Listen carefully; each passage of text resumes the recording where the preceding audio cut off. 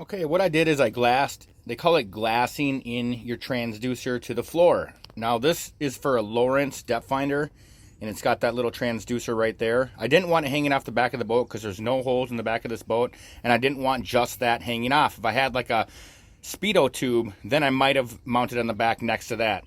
So what I did is I took some 150 grit sandpaper, found an area on the bottom of the boat that's flat, and sanded it down a little bit, sanded the bottom of the transducer, used acetone to get any type of things that would prevent it from sticking, and I used the epoxy, set it down there, and glued it in.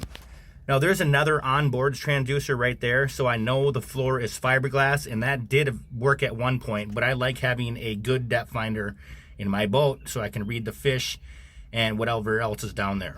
So that is just briefly how I did it. Pretty easy, like I said.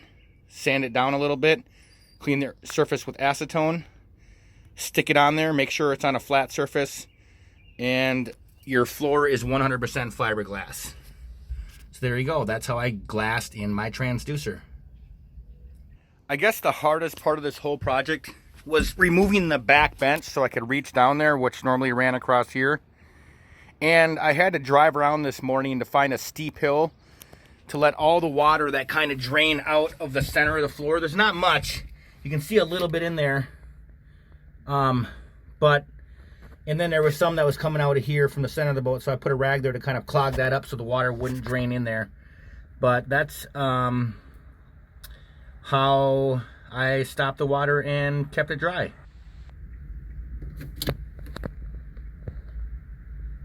And you want to make sure there's no air bubbles in your epoxy. So I used a 5-minute hold hot epoxy. Okay, this is what I use for epoxy. I just use the Do It Best, which is like the hardware store brand epoxy. It's a 5-minute drive. And I use the top of a fruit container from Costco, some popsicle sticks to mix it up. And I recommend using something flat and big, because even though I use this huge area, it still kind of bled through the holes here on the side, and it's just easier to use a big area. Maybe use the inside of this tube, you know, open this up and flip it out. So there you go.